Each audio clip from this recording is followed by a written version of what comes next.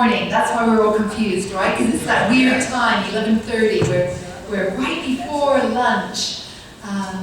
So anyways, I'm Lindsay Linton. I'm the Vice President of the Arizona Interfaith Movement, and it's my great privilege to be the moderator of these panels. And in advance, if you see me standing up and down a lot, please don't take alarm. I have injured my back and just need to be kind of careful and not sit too long. So, we're so glad and so happy that you're all here for this topic today. Today's topic is crossing the line, excommunication. November is Community Faith Forum as well. And we know that most faiths have guidelines for actions and behaviors of its members. But what happens when those boundaries are breached? Is excommunication necessary? Mandatory? Can one ever return to the fold? Our panel members discuss this topic from their own faith perspective and some from their own experience. So we have 4 panelists today, and each will have about 8 minutes to speak. And we also have 3 members of our Arizona Interfaith Movement Board, that are going to share for about 1 to 2 minutes from their faith perspectives as well. And they're sitting in the audience right now. So I'm going to introduce each of our members fully before they speak, but just take a moment right now to tell you who we have on our panel. So we have Ramaan, who is from the Unification Church. We have Diane Koel, who is from Scientology. We have Sarai Richter, who is an excommunicated Anabaptist and is now a Jain, member of the Jain faith. And we also have Pastor Vernon Meyer, who is from the United Church of Christ. And he has a very interesting story as well. So we have a very, very, very interesting panel and a very wonderful time to spend together in love and in understanding and growing in respect for all of our faith traditions. So our first speaker, who has 8 minutes to share, is Ramaan of the Unification Church. He is a part-time student at ASU, and he's getting his master's in electrical engineering. And he has been a member of the Unification Church for 4 years. He's currently also working at Maricopa County doing programming. So please help me welcome Sean.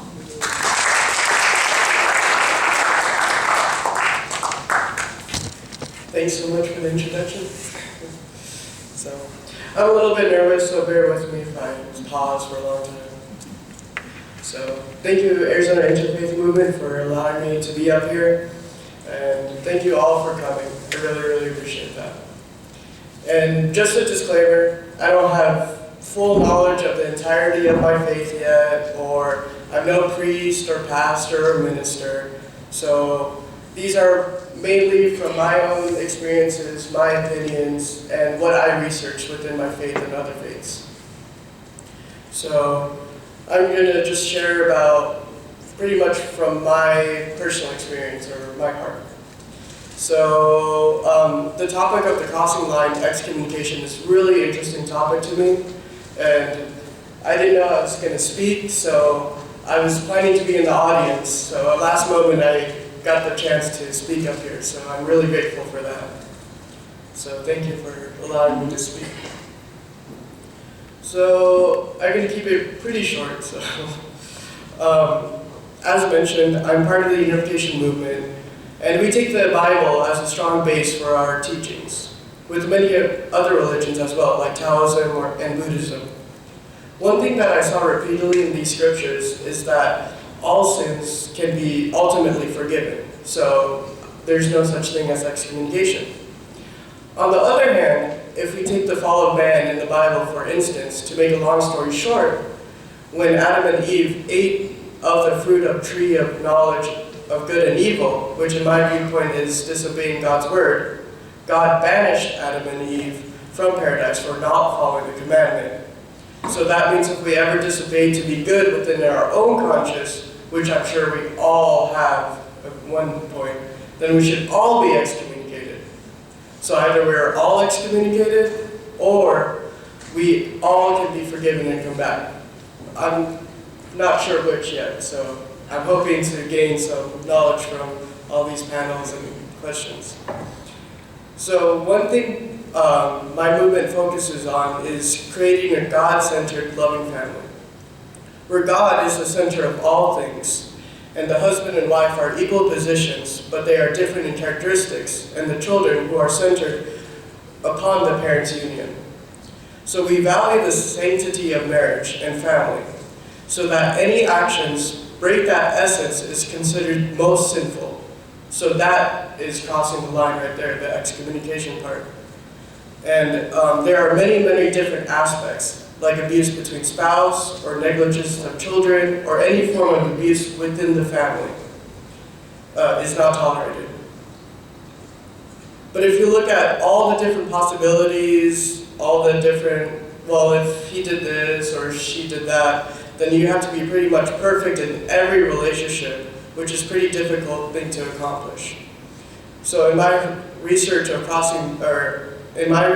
faith, crossing a line would be considered there's an imbalance in the family.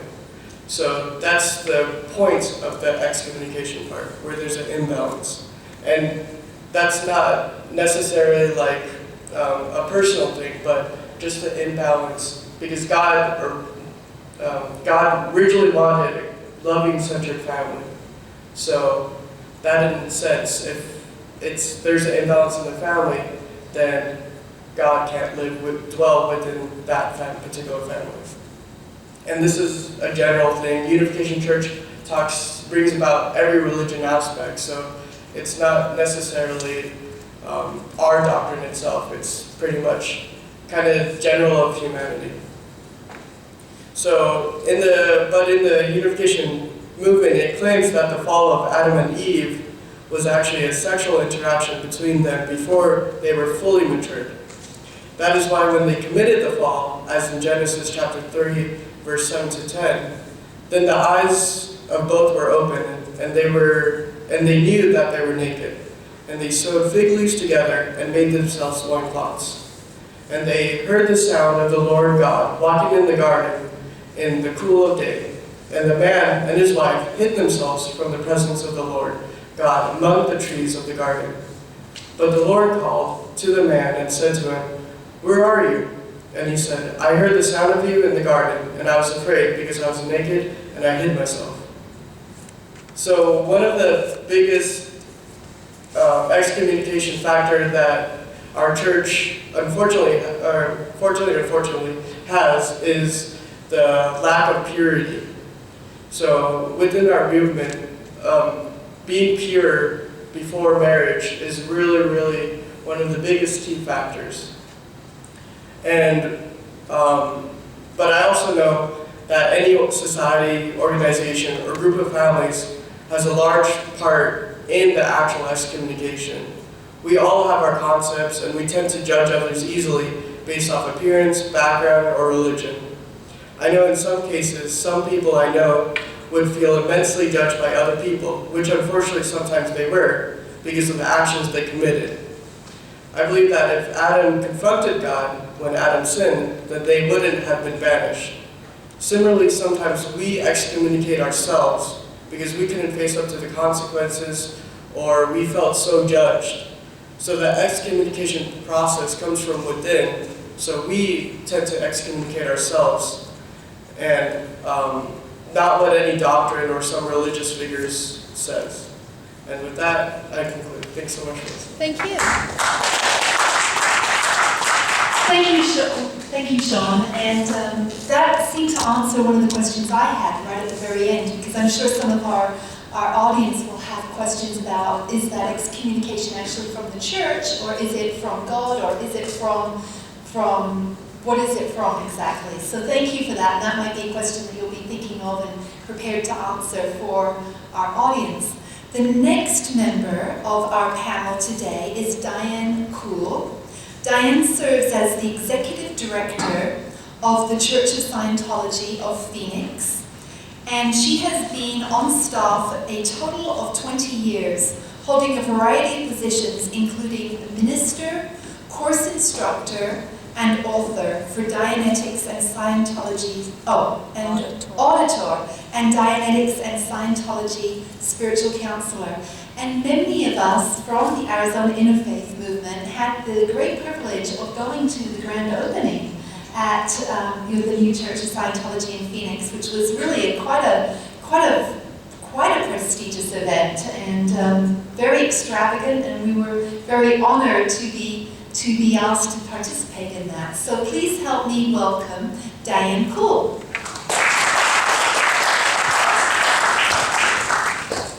Thank you very much. It is really a pleasure to be here and talk to you all today.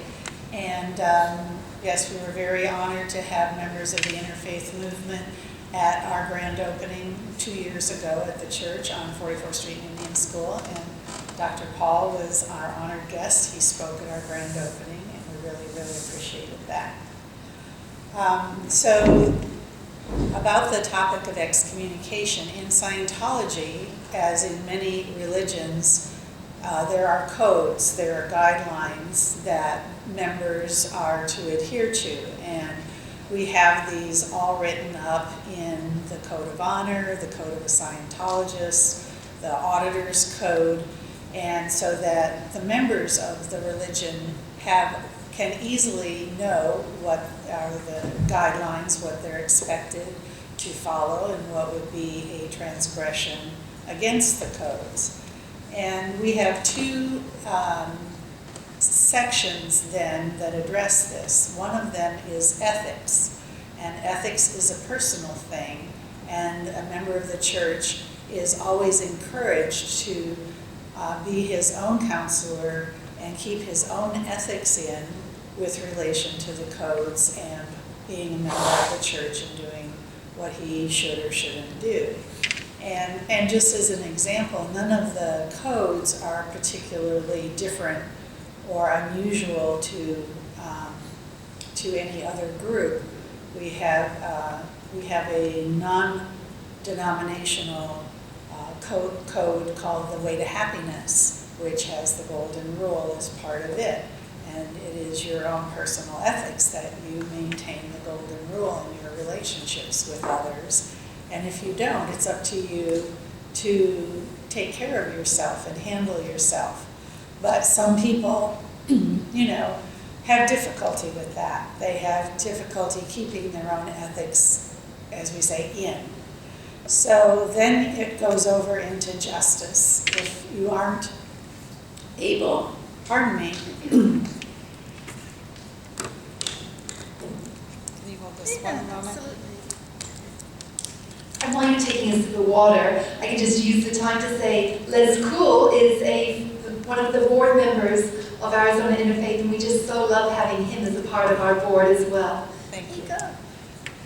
Okay, so if a member of the church is found to repeatedly break the codes, and it isn't done this isn't assessed by rumor or people gossiping about him, but people are invited to actually write a little report that says so-and-so disclosed, like say you're counseling somebody, you're supposed to keep that data confidential. Well, so-and-so disclosed something someone told them in counseling that was supposed to stay confidential. A little report gets written, it gets filed. The person is given ample opportunity to correct his actions, do what is necessary to keep his ethics in. But after a period of time, if a number of reports of out ethics behavior are collected, then there is a justice group within the church that will invite him before a committee to address the reports, invite him to get with the code and get things straightened up.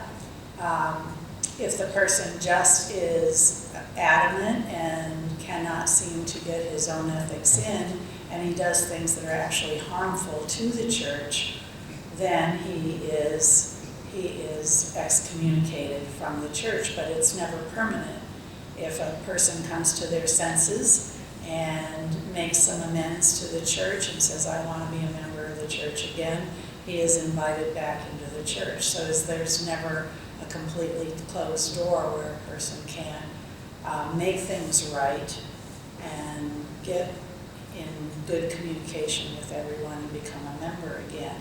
And we actually have whole steps of formulas written out that the person can find in a book, read them, do them. So nothing's a mystery. There's no mystery, well, how do I get back into the church? Or what am I supposed to do? Or what did I do wrong? This is never a mystery. It's all openly communicated, gone over with them. And if anyone, they're allowed to meet with their accusers, do the things that are necessary to try to work the situation out. Because our ultimate goal is for everyone to lead a better, happier life. And a person in Scientology, if they choose to leave, and they leave in good standing, and they become a member of another faith, there's not a problem with that. It's when they leave and they break the codes of the church that there is then an issue. So that's pretty much it. Wonderful, thank you. Thank you so much, Diane. You're welcome. So our next panelist is Sarai Richter, and she is an excommunicated Anabaptist. Sarai grew up in an Anabaptist household. After 9/11, she began to look closely at her faith and exploring the interfaith movement. After exploring the interfaith movement, wanting to educate herself on other religions, and leaving her arranged marriage, she was asked to leave the community, which placed her in the world, a world unknown to her, unable to return to the people she once unified with. Sarai now practices Jainism as her worldview after years of searching for a faith community which she could call her own. So I know this story is going to be a little different because it's going to be something very personal. So please help me welcome Sarai.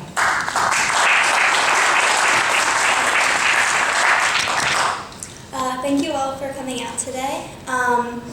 I would like to start off by saying that I have utmost respect for the religion and the faith that I was brought up in and the community. This is my personal story, so it's individualized. This does not happen to everyone. A very long time ago, the Anabaptists started a movement in Protestantism. They were excommunicated away from the Catholic Church because they were rebaptizers. That was due to the belief or the doctrine that you would have to accept Jesus Christ as your personal Savior, understand that principle, and from there have a public declaration of your faith. And that was baptism. And so the Catholics excommunicated them because the baptism of a child was good enough in that sense. They took it a step farther. So from there, Protestantism has grown, and I come out of that tradition. So this is the first time I've ever talked about this in public. So my faith was questioned back during 9/11. I was homeschooled at the time, and my father was the pastor of the church, and he called for a prayer meeting that evening. And I remember being told all my life that God will put people into position, into leadership, and will cause events to happen the way that he so chooses. That night I was very confused because the words that were coming out of the individuals' mouths weren't grace and truth and loving towards our Muslim brothers and sisters. And my mouth and eyes were very opened during the prayer session. From there, I talked to my father and I explained that I was interested in learning more about other faiths. And that was not appreciated under the doctrine of faith that we take. We accept Jesus Christ as our personal Savior, and then we make the declaration in public of baptism, and then we choose to serve Jesus through that faith. And there are multiple other rules and guidelines that we accept in our lives, and searching for other worldviews or claiming that they are just as good as the other doesn't really pan out very well for an individual. So I sought out my Muslim and Jewish and other brothers and sisters to learn about their faiths and understand and not just want to convert. From there, I stayed within the church and I did those studies silently until I was 19, and a gentleman had come to court me. Those are old-fashioned terms, but those are the terms that we use in my community. Community is a culture. And he asked for my father's hand of marriage, and my father agreed. From there, he became part of our community, but had chosen for us to back away from that community a little bit. So this was the first time that I had experience within the world. He had allowed me to seek a public education in the university system, and from there I learned a new worldview. I learned what we would call the English, and what America thought of my lifestyle and the way that I had perceived the world beforehand. I learned about what the American worldview thought of as abuse and neglect in my lifestyle. I'm not saying anything wrong against what they practice, but my worldview was changed in that perspective. And from there, I formally asked for a divorce in the church. The church did not allow for it, so I had to go for a public divorce within the court system. And that is when my church and my community had asked for me to leave, because that was stepping outside of the rules and conduct and guidelines that we had set up as our community and what our culture had accepted. And so from there, I was 19, and my community and my parents and my siblings have not spoken to me since. But if I were to return and accept that I had sinned, I would be welcomed back if I choose to go back. But my life would be much different if I did choose to go back, because once you leave, you come back, there is stigma. There is quite a bit of stigma, but there is an opportunity that in my life, if I did choose, I would be accepted back. Thank you.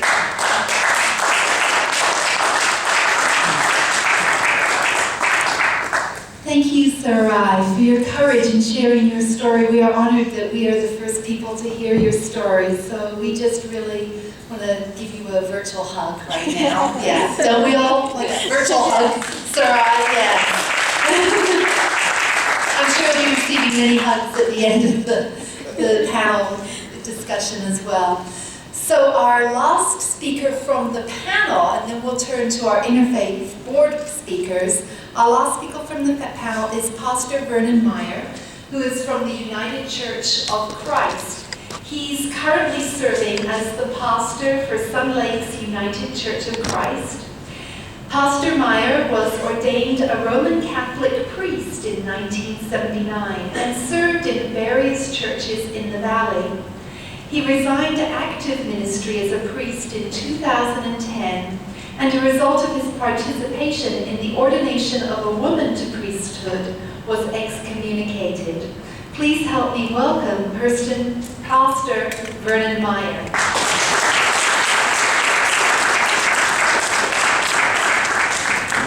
Thank you very much. When Paul asked me to do this, I said, seriously? Like, I would be one to speak on excommunication, not that I have any personal experience about it or not, so I said yes.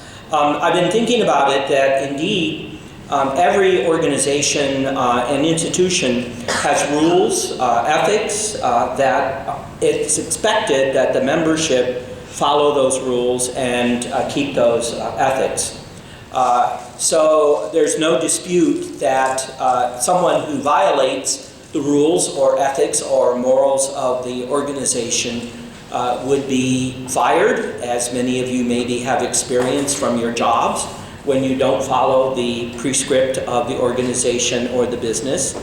I also thought about, now I just forgot his name, the Cincinnati Reds catcher. Pete Rose. Pete Rose has been banned for life from baseball because, not that anything he did necessarily in baseball, but he gambled on baseball, which was a violation of the ethics of professional baseball. So there are quite a number of situations and instances in which people, quote unquote, have been excommunicated from the organization and from the business.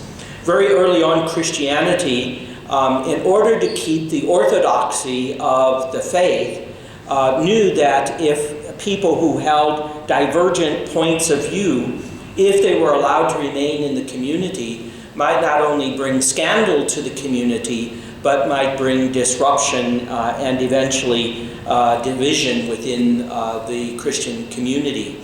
This was important up to the 4th century, when Christianity was a minority religion within the Roman Empire. After the 4th century, it becomes increasingly more important to maintain the orthodox purity of the community because, again, people were holding divergent points of view about Jesus and other things. So various people were excommunicated. The most momentous one, or the first one to mention just names, just so you put them in the back of your thing. If you ever get on Jeopardy, you can remember them right away. Arius, for holding a position contrary to the divinity and humanity of Jesus. Nestorius, where Nestorius was Patriarch of Constantinople, was excommunicated. But the most momentous one that caused the first major division, not the first, but a major division within Christianity, was when the Eastern Christians believed that the Western Christians added to the creed. That was to be the definitive code of belief within Christianity. The Western Christians said, well, this is the belief of the people, so this must be how it is. And the East said, no, you have to bring this to a council of the church to do so. And at that point, the Bishop of Rome said, well, I'm the Bishop of Rome. I'm the primary teacher, preacher, whatever of the church in the West. I say it's this way, and you can't tell me what to do. And so the Bishop of Rome excommunicated not only the Patriarch of Constantinople, but everyone who believed as they believed. The Patriarch of Constantinople promptly excommunicated the Bishop of Rome, and hence the division between the Orthodox Christians of the East and the Latin Christians of the West.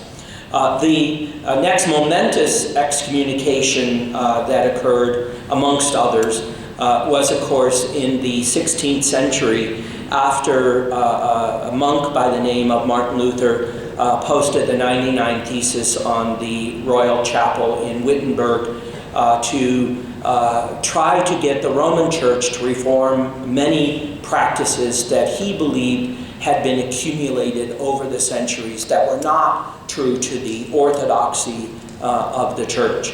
He was given a chance to recant his beliefs. I remember standing in Wittenberg next to the church, not Wittenberg, but in Worms, at the cathedral in Worms, where the royal palace had been located, seeing on the ground the plaque that said, and whether he actually said it or not, here I stand, I can do no other. In other words, he was not going to recant what he had to say.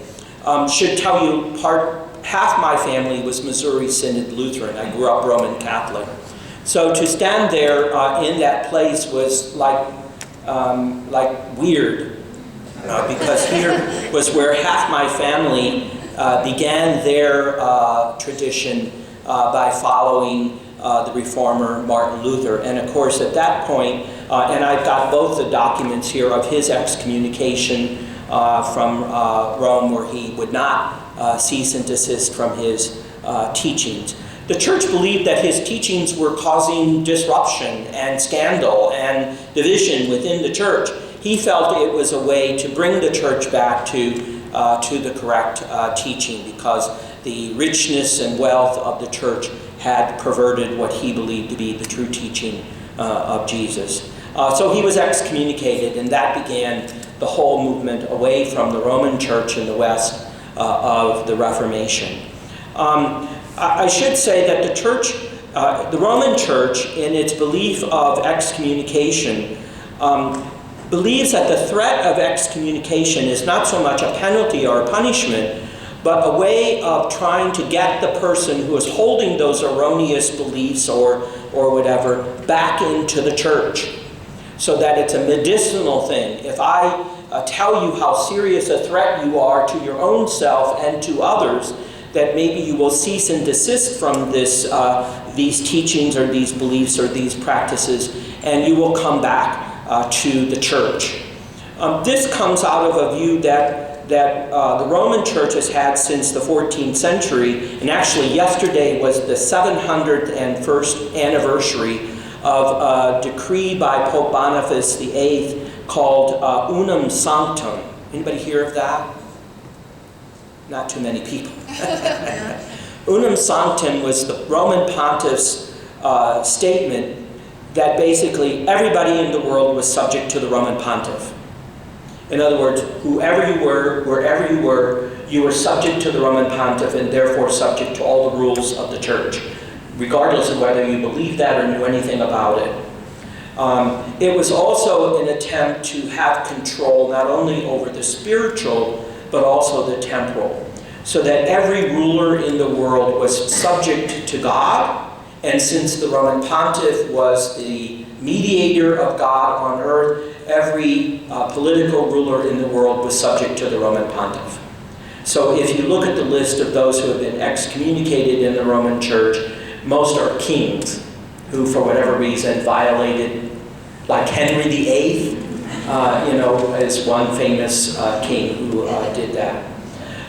So the medieval view was that it was only within the confines of the Roman Church that one would find salvation, because the Roman Church was the mediator, the vehicle of salvation that came through Jesus Christ. And anybody who wanted to be saved and get to heaven knew that if you got excommunicated, you got cut off from that. And that was the idea of the excommunication. In that sense, the idea of excommunication was not only for keeping Orthodox purity within the community in terms of the morals, the purity of the morals of clerics and laity within the church, but also keeping an orthodoxy about the teachings, because someone holding a contrary view to the teachings would cause disruption in the community. And therefore that person should be sent out, and also for the purpose of making sure that everybody knew that this person was no longer a member of the church. So one of the facets of excommunication is called, and I'm not trying to impress you, but this is what it is, latae sententiae, meaning that it doesn't need somebody to officially declare you excommunicated. but by your participation in an action or something that is contrary to the church, that you invoke the excommunication on yourself. Even though you may not think that you are doing anything that would excommunicate you, the fact is that you are, and so you excommunicate yourself. You cut yourself off. In my case, that is exactly what happened. That I had come over the years to not only realize that women should definitely be fully participating in the ministry of the church, so that exclusion from ordination just did not seem to be right, but also that the church's ongoing rhetoric against homosexuality and gays and lesbians just did not seem to be right. I realized that as a pastor, I was obviously required by the church to teach church teachings and to preach church teachings, and while I pushed the boundaries many times on that, I knew where the boundary was, but I also knew that I could not very much longer act contrary to my conscience or act contrary to what I believed. And so I left the Roman Church and joined the United Church of Christ. My ordination was transferred to the United Church of Christ. And while I was, at that point, a pastor in the United Church of Christ, I participated in the ordination of a friend to priesthood within the Ecumenical Catholic Communion. At that point, Bishop Olmsted issued a letter recognizing that I had excommunicated myself from the Roman Church. I thought, but I'm already a pastor in another church. I already believe in this other church. It's not like I'm being cut off from Jesus or from Christianity or from anything. And that's kind of the strange part of excommunication, at least in the Roman Church today, is that when you come to believe that not only is the communion of Christ much larger than one church organization, thanks to my Lutheran relatives for telling me that and showing me that, that you just kind of go, what am I being cut off from? Not from Christ, not from communion with Christ, or from many other Christians, so what's the point? What's the point? It has not the penalty that it perhaps used to have. Thank you so much. And I did find strangely enough, there's a blog, Boone County Watchdog blog, and my name is on the list for excommunication, so it's out very much in the web out there where my name is on the list for being excommunicated. And on Wikipedia also. Thank you so much, Pastor Vernon. We have quite a celebrity in our midst today. Cool. So that is our panel, and now we're going to have 1 to 2 minutes from some of our board members who are going to share. And I see Larry Bell is already up and rearing to go. He's like, I'm ready. So Larry, you're going to share from the Jewish perspective for 1 to 2 minutes on excommunication. I was actually coming to get this microphone. Oh, okay. But I will share. Would it be better for Larry to sit at the end for the camera? Or stand, maybe? I'll stand here. Thank you. Judaism does have excommunication. The Hebrew word is called herem. It's rare. Today, it almost never takes place. And in fact, today, it would carry very little weight because you would have to believe in the legal authority of a rabbinic court to excommunicate you, and almost no Jews really would follow their decisions. But in medieval times, when society was strictly segregated between, the Jews were a corporate group in medieval society in their own world, to be excommunicated from the community was a kind of social death, because you would not necessarily be accepted into the wider Christian community, but you would no longer be accepted in the Jewish community, and so you had no community. And in medieval times, that was a very bad situation to be in. The other thing I'll just add, so there is, certainly the principle exists within Judaism. Probably the most famous schism, because you were talking a great deal about schisms within Christianity, that took place within Judaism, was a divide, and they ended up excommunicating each other. between what's called Rabbinic Judaism and Karaite Judaism. And to put it in a nutshell, Rabbinic Judaism, which is today's Judaism, believes that there's both a written and an oral law to the Bible. Essentially, the Bible, the Torah, is the written law, and along with that is a kind of oral tradition which is passed down, which also guides rabbinic decisions on, on religion, on theology, and on how to live. Karaite Jews believe only in the written law, so they strictly only believe that's what written in the Torah is essentially binding, and that the rest is kind of human interpretation. So I'll leave it at that. Who else wanted to talk? And we'll be speaking.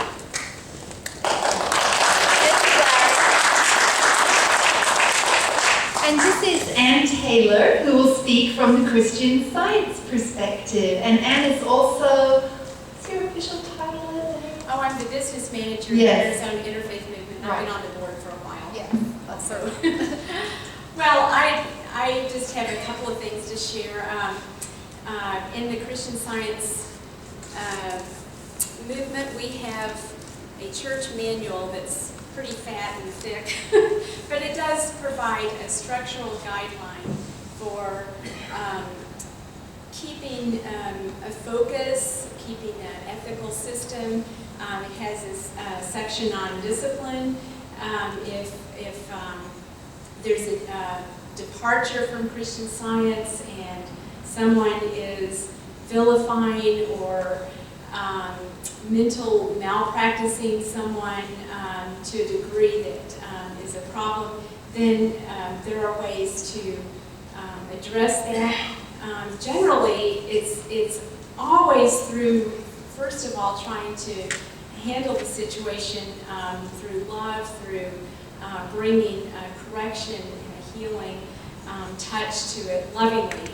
And excommunication would just be such a blatant disregard, disruption, maybe to really try to do our church in or something, or Mrs. Eddy, our leader and founder, that it would have gone to that step. And I think in the early years there were probably some instances of that. I don't hear so much of that going on now, but I'm just speaking from my own perspective. I may not be aware of it. I don't think so.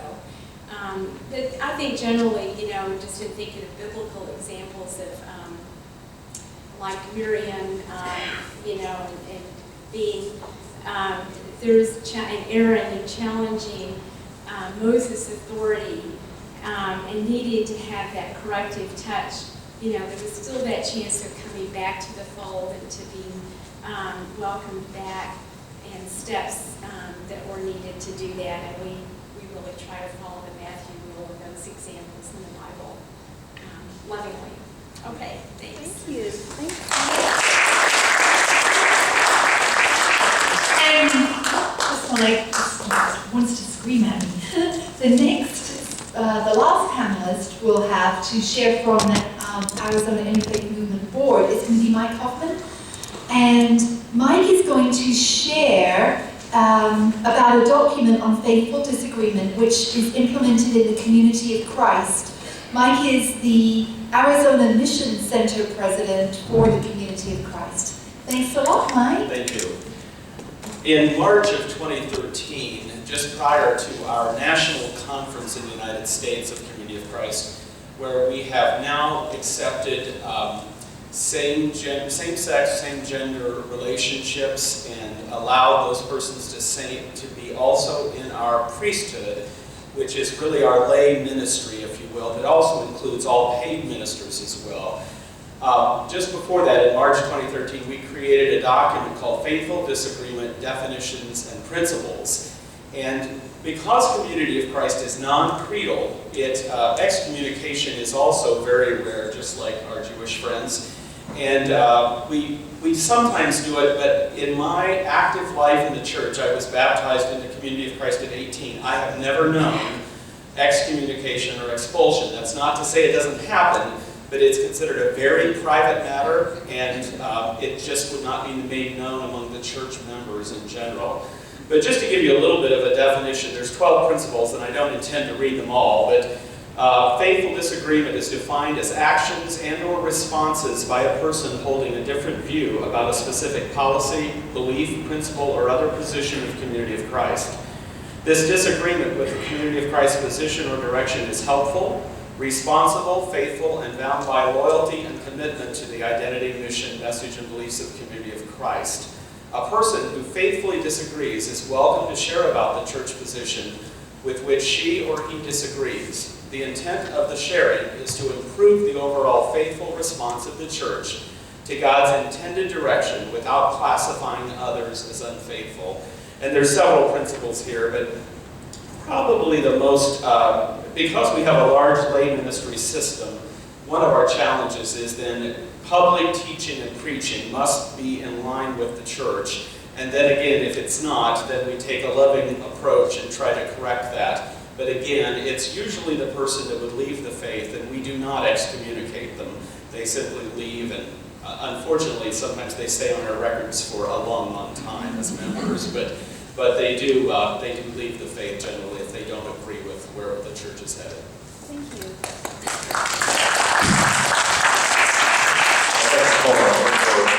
From our board to speak. Reverend Dr. Kelly Bender is a distinguished United Methodist pastor, and the Methodist Church, you've probably seen in the news just yesterday, going through some stress. I'd like Dr. Bender to speak to that. We are not a creeded church. That means that we don't hold to particular doctrine as necessary in order for one to be welcomed within the community, but with at least one exception. And if you've been following the news lately, in fact, it was in the paper today, a United Methodist clergyman in Pennsylvania brought up on charges and found guilty for having officiated at the covenant ceremony 6.5 years ago, nearly 7 years ago, and one of the persons in that ceremony, his own son. Charges were filed by a member of his congregation at the 12th hour, and a jury of United Methodist found him guilty, and so the consequences of that, the punishment, will be made known within a few days. Now, also, within the same time frame, a retired United Methodist bishop in the Northern Alabama Conference told his fellow United Methodist bishops that he was going to officiate at a ceremony between two gay persons, then did it, and then told them that he had done it. And so the Council of Bishops met, and they filed charges. And so we're waiting to see what the consequence will be for Bishop Talbert. But my bishop, Bishop Hoshabada, chose, along with other Western jurisdiction bishops, to stand apart from the council's decision. The point is, I think, that Reformation has typically come at a cost, especially for those who have been the reformers. And Lord have mercy, wouldn't you agree that in large measure the church, first of all, it was wrong around the orbit of the earth and sun, remember that one? Oh, yeah. Excommunicated. It's been wrong on slavery for the most part. It's been wrong on race for the most part. It was certainly wrong and continues to be wrong regarding women. And I believe that it's wrong on the issue of homosexuality. So even though our Book of Discipline Church Polity says that homosexuality is incompatible with Christian teaching, and self-avowed practicing homosexuals are neither to be ordained nor appointed. We have lots of United Methodist clergy who are gay, but they keep it quiet, thus are not self-avowed, and haven't been caught in the act, and therefore can't be accused of practicing. But there have been other clergy who have come out and have had to surrender their orders because of it. If I were to officiate at a ceremony between gay persons, I would face losing my ordination and also my pensions. I had made the decision years ago I would do that, take that risk, but would do it from a pastoral perspective, inviting the participants to be discreet. I thought I was going to be invited to officiate at a ceremony. My bishop at the time said I would hold to a similar position, but know that if you do that, I'll have to bring charges if someone in your congregation is offended, because it goes against church polity. And so you see how conflicted we are as a church. And I think it's because the statement is conflicting. And this may be more around the homosexuality issue than excommunication, but I think it points to how we tend to be conflicted, because the United Methodist Church says that all persons are of sacred worth, but homosexuality is incompatible with Christian teaching. Most sex educators will tell you that you can't separate personhood from sexuality. So essentially our church holds to the position, we support your personhood, but we reject your sexuality, which you can't do. You can't do it. It's not possible, and thus we are conflicted.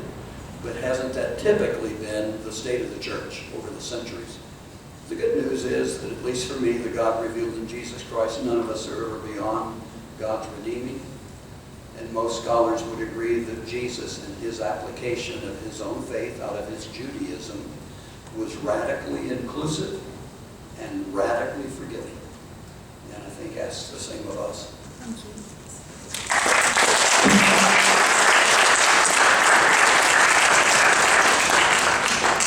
So many thanks to all of our panelists and our Arizona Interfaith Board members. And now it is your turn, because you may have questions. I'm sure you do have questions of our panelists.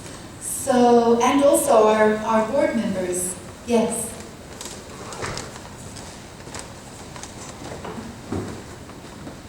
If you don't mind, I'm going to add to the narrative a little bit.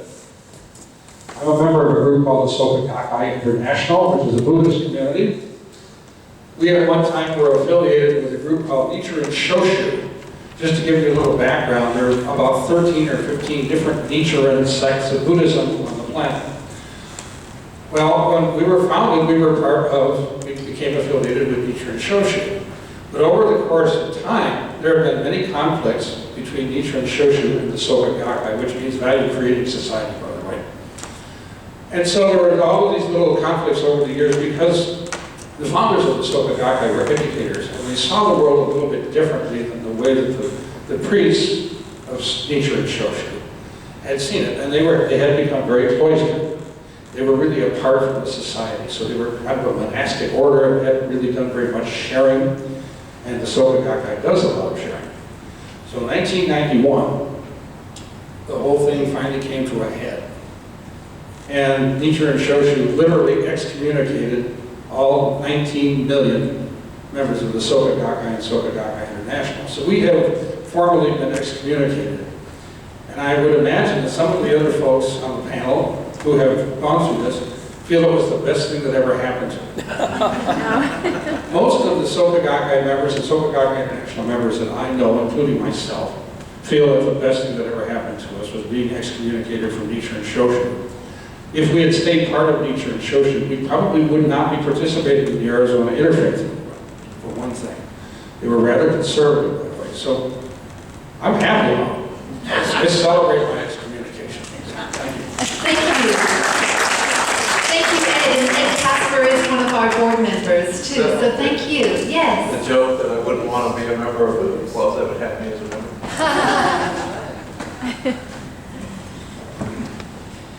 A question of clarification for Diane. I believe I heard you say a non-denominational code of ethics. And if so, is it different than a denominational code of ethics? And why did it come to be?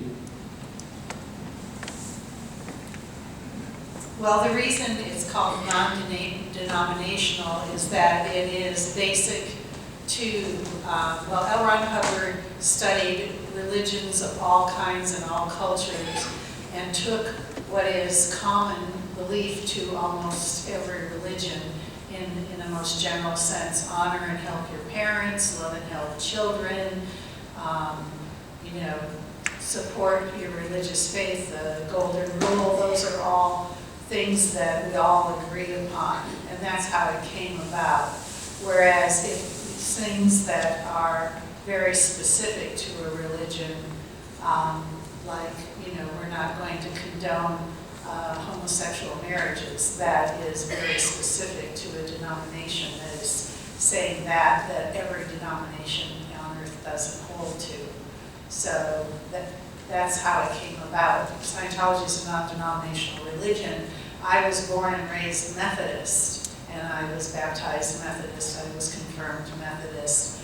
And in my college years, I went and explored other religions and found Scientology and found myself very comfortable with the teachings there and the life that I could live. Oddly enough, my sister married a Jewish fellow and converted to Judaism, and my other sister is a member of a Christian faith and hoping to become an ordained minister, and she's actually had to move from church to church to church, finding one that will ordain her as a minister. So I even have an interfaith family.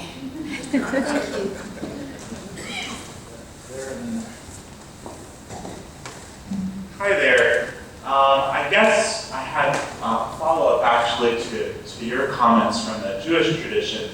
My partner and I are struggling with the fact that his two Hasidic sons cannot attend our wedding, not allowed to come to our wedding. So when we talk about excommunication in the Jewish tradition, it really depends on the denomination. I really feel like for this interfaith audience, I just want to mention in terms of my background, I'm from Tucson. I used to coordinate the LGBT Jewish Inclusion Project at the Jewish Federation.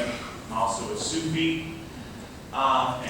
So I have kind of a broad interfaith background. But when we talk about Judaism, we have the basic, the Reform, the Conservative, the Orthodox.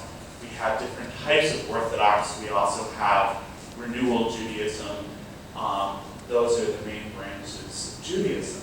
And the very ultra-Orthodox and the Haredi and the Hasidic Jews, they do not allow for, not only do they not allow for gay marriage, but I mean, to sin in Judaism is that concept means to miss the mark. And the idea is love the person, not the practice at that very Orthodox level. Many, many Hasidic Jews, just like many Mormons, unfortunately, who are LGBT, there are those percentages that commit suicide.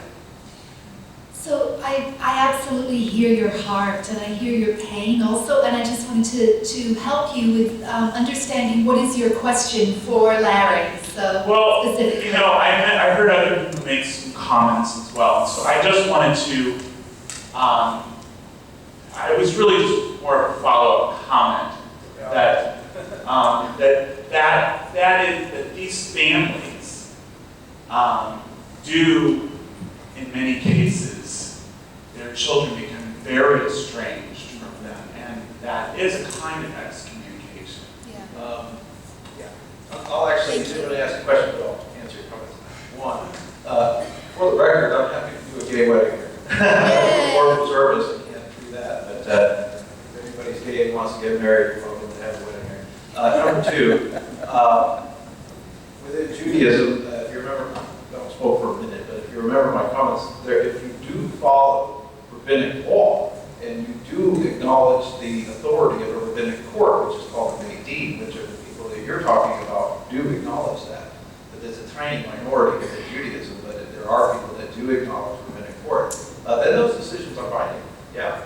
And then potential for excommunication exists, yeah. It's a very small group that would, within Judaism it might be 10% or less, but it is a small group of people that do acknowledge those courts. And at that point, you go to a different set of rules. Yeah. Although Judaism in general, I must say, should not be presented as an anti-gay religion. In fact, We have a gay Jewish congregation that has services here once every 2 months, and most Jewish congregations, with a very small exception, would be very open to having homosexuals participate. It happens to be that your nephews, you said, or My partner's son. oh, his sons are part of a form of Judaism that Larry. we're not that. Vernon would like to respond. I think the movement between religions is a modern phenomenon. You know, centuries ago, people were born into a community, and that's the community that they stayed in all their life. So that children and children and grandchildren for generations. I would never, even though my parents were a mixed marriage, Catholic and Lutheran, from the Catholic point of view, I was to be raised in the Catholic Church. And I would imagine almost every religion has that understanding, at least it used to. Pew Research has done fabulous studies that in the present, in the last 10 to 15 years, the number of people who remain within the religion of their baptism or the religion of their birth or their family has declined to less than 20%. So it's a modern phenomenon for any of us who were born and raised in one community, whether we actually stay in that community or not.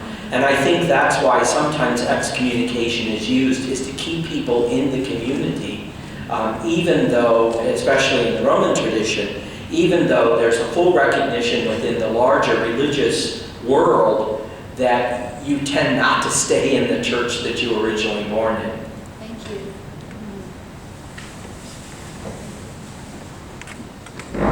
Chaplain Howard Moses,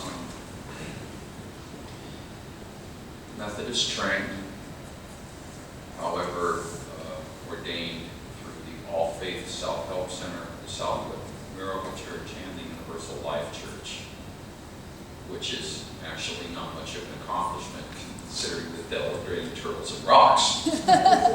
However, that being said, as a chaplain, and especially a hospice chaplain, one of the things I've had to do was repair a lot of damage. People are told because they weren't baptized in a particular way, they were going to fry. People who have been excommunicated, essentially, even if the word was never used, they were. And that has been a significant portion of my ministry. And, you know, there is something about burning away the chaff. It comes down to one kernel. Often the reason people are excommunicated is not because they've done something wrong. It's just because they're in the out group, not the in group. And every denomination, not every person, but every denomination can have an in group. It just is. People within the in group can get away with an awful lot. People within the out group can just look the wrong way or breathe the wrong way and be excommunicated. And that's ultimately because in a great deal of faith, the center of it is not God. The center of it is the good of the community and the benefit of those in control of it. The institution. I do not say that lightly. That's just experience. And as a chaplain, I mean, as a Methodist, when they ask me, what are you? And I say, well, I'm a Methodist, but they don't think I'm much of one. It's because I'm always doing something else. And I've always had great respect for Reverend Bender, because Reverend Bender, from everything I understand, has never tolerated that. And I really appreciate that. If I have a question, I would say ultimately excommunication. Does it occur because wherever it has occurred, is their God too small? Great question.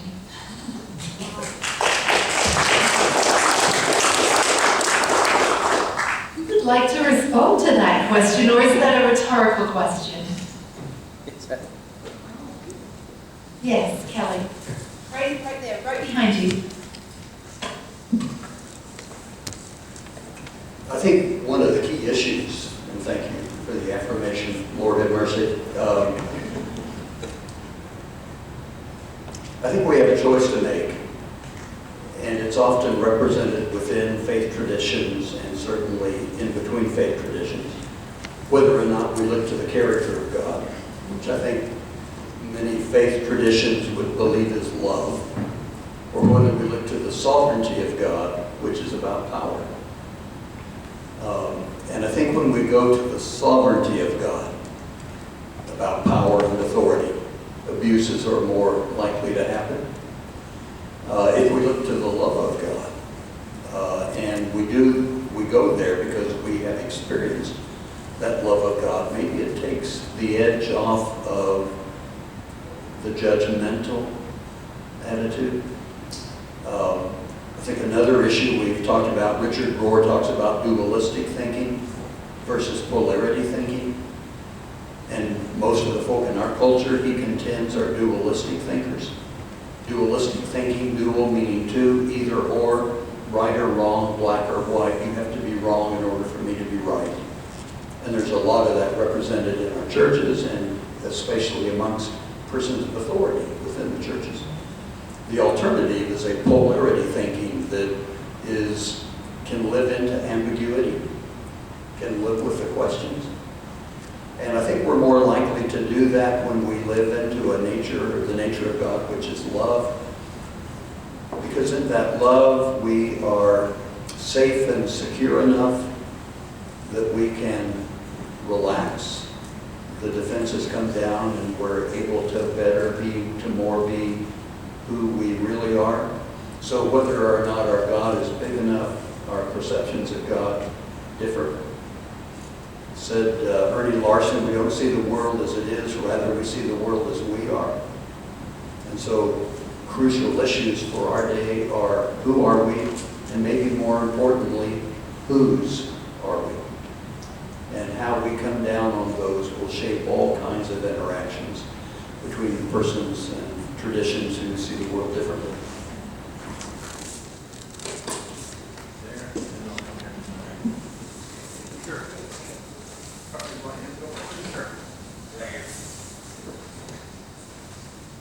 I think one of the journeys that we all make has been expressed here today.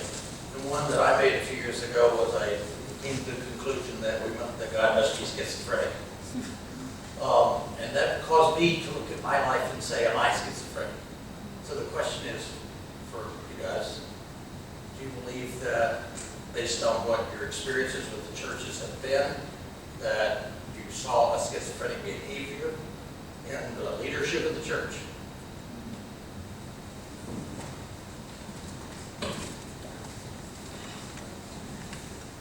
I think it works this way, thinking of parenting.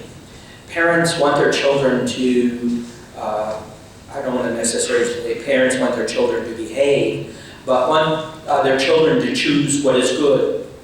And the best way that they do that is to either model the behavior themselves, or if the parent is not able to model the behavior, to put restrictions and injunctions and penalties upon the child when they don't match up to the good. And I usually say, a parent who says, do as I say, not as I do, means that the child isn't going to do what the parent says ultimately. They may for a while, but they won't ultimately. And I think the distinctions that you made about God has to do with, and this is what I said to Bishop Olmsted, not face-to-face, but through a letter.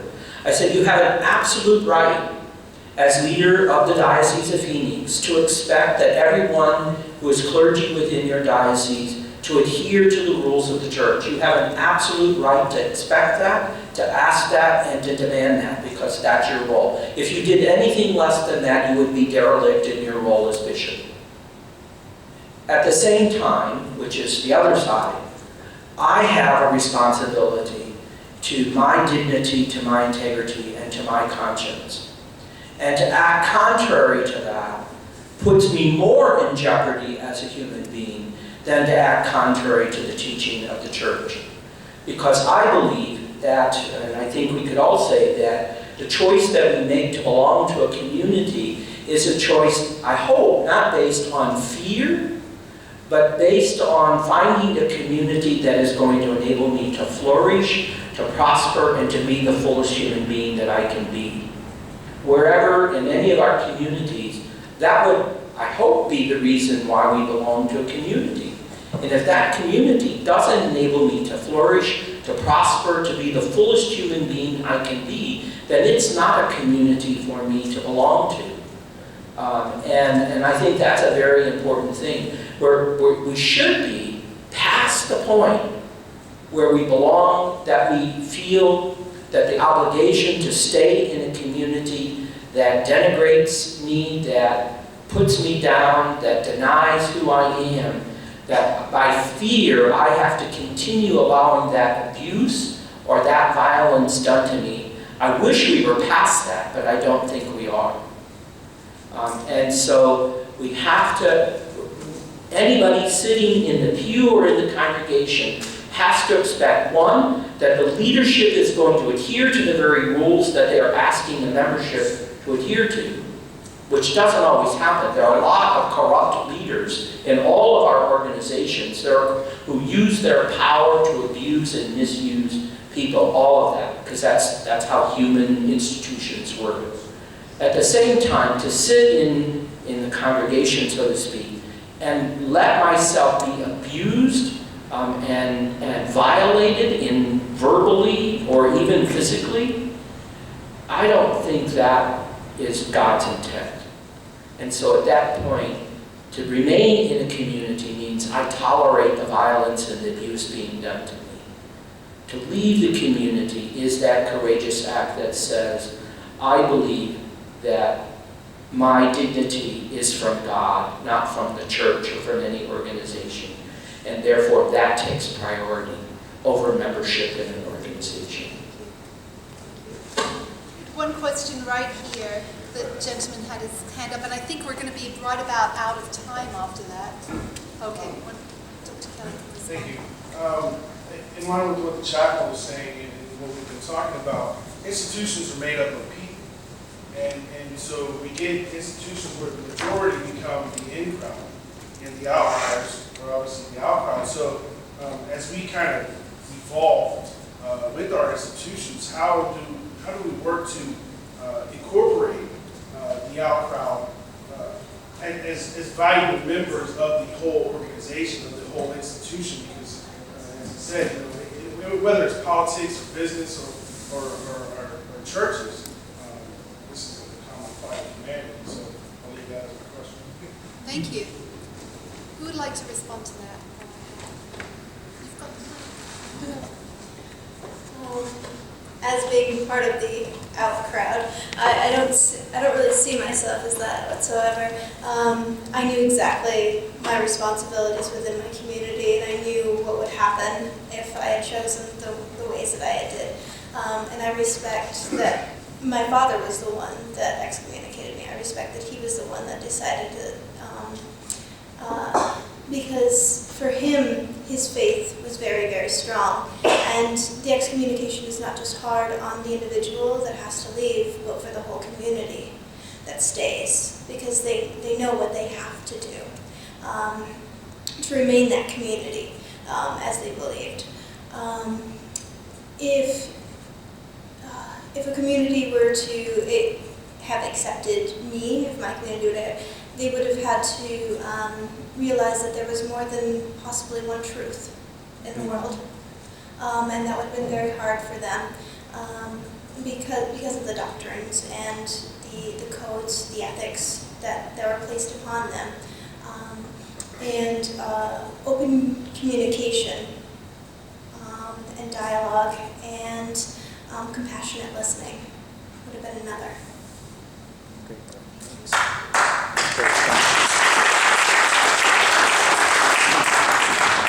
Just a very brief comment. There's a third alternative. You mentioned Bishop Olmsted and then your response to the church. The third alternative, wouldn't you agree, for bishops who are reformers, who stand apart from church polity because they don't believe that it matches up with the God they know and love. Well, I also think, and it's what you said back there in terms of the community of Christ, and is dissent within an organization possible? Some would say no. Is dissent the very mechanism that really enabled any of our communities to be founded, that moved us to the point where, you know, again, if you think small God, big God, small church, big church, if thinking within Christianity. But I mean, even then, there are many ways in which Buddhism is practiced, many ways in which Hinduism is practiced. The Jains are it's an offshoot, if you will, of Hinduism, right? No? Buddhism. We're our own individual. We're our own individual, but there's similarities. There are similarities. There is similarity. So, but that, you know, even making that choice, not to belong to one or the other, but to be, its own self, says that there's dissent possible. So is dissent true to what human beings are, or adherence to blind obedience? Is that what makes us truly human? So dissent enables growth, change, because that's another aspect. Is reality static, or is reality evolutionary? If reality is static, then for one, we would still probably all be Jews coming as Christians, or so that if I choose to have an evolutionary view of things, then now I see, everyone's entitled to where their beliefs are, and live them fully, and live them completely, and enjoy, and be peace-filled in that, and that's wonderful, because that, I think, is what God intends. We actually are out of time. I'm so sad because Dr. Paul is getting itchy. He's like wanting to make his announcements. He's about to lasso my neck out of here. So, I wanted us all to give our panelists a big round of applause. We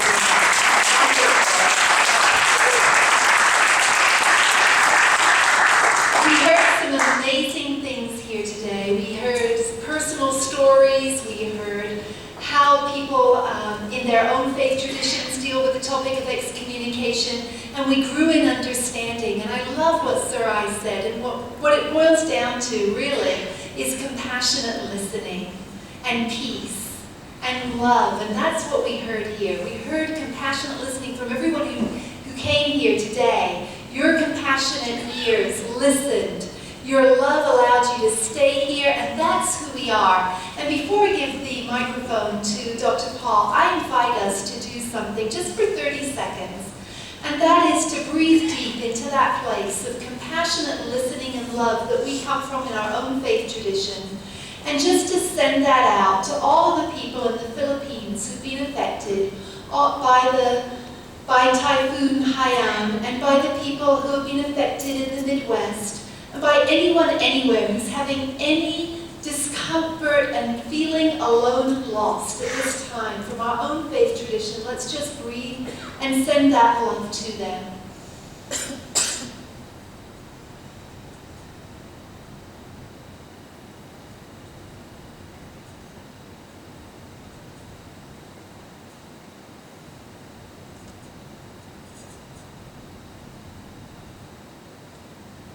And so it is.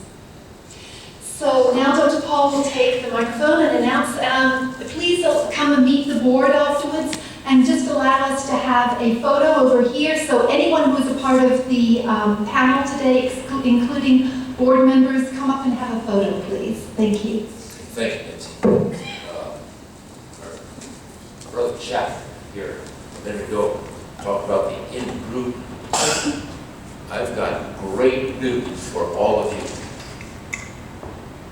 You are all a part of the in-group for the Arizona Interfaith Movement.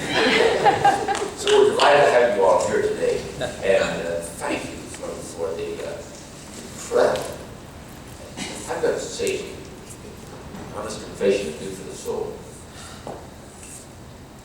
committee chose excommunication as a topic. I was not at that committee meeting. And I told my wife, if I'd been there at that meeting, we would not have excommunication as a topic because it is so, kind of has a negative feel, et cetera, et cetera, et cetera. This has been incredible. Yes. And thank you all for marvelous.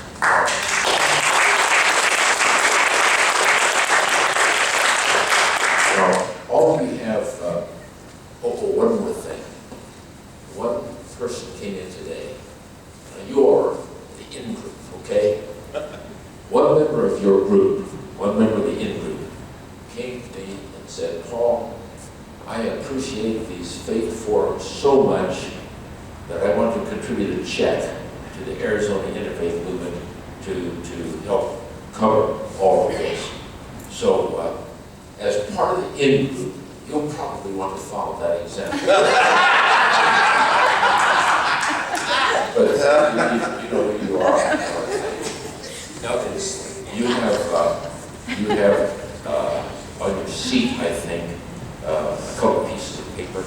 If you look at this one for just a moment, please, because this evening, in the purple color there, is our Arizona Interfaith Movement open house. That's this evening from 5:30 to 7:30 at our offices.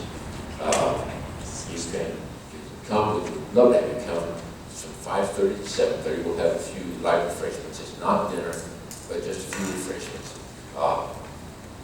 And Nancy and I are going to go home from this meeting and frantically clear our desks of junk. All right, so that's not too bad. But we would love to have you all come and just ask any questions about Arizona Interfaith, get acquainted with us. And you can see the other things. Our Golden Rule Banquet is on March the 25th. We have different books. Books are up here and everything. Also, we have calendars.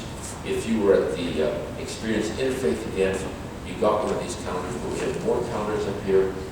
This is the Religious Holy Days of 2014 in red letters, and under each month are the holy days of all of the various faiths. We've got 25 faiths in our program, so we have all the holy days. So you can come and get one of those calendars. Also, here at the Arizona Jewish Historical Society, this plant, and Dr. Larry Bell is the executive director of everything that goes on here. There is a movie tonight, right in this room, Orthodox stands. You can get brochures about it out on the table going out, and it's about a Jewish Russian boxer, and it's a great idea for a movie. So those are there. Also, out in the room out here, there are different things that we've seen at different times. Just now, there is a new program of stamps, American stamps, featuring Jewish persons. For example, Albert Einstein, Leonard Bernstein, etc. When you go out the door, just go left, and you can go and see all those stamps. So these two things are out here in the on the table as you exit. I understand also there's another group coming in just a few minutes. We're 1:30, is that right, Larry? So we've got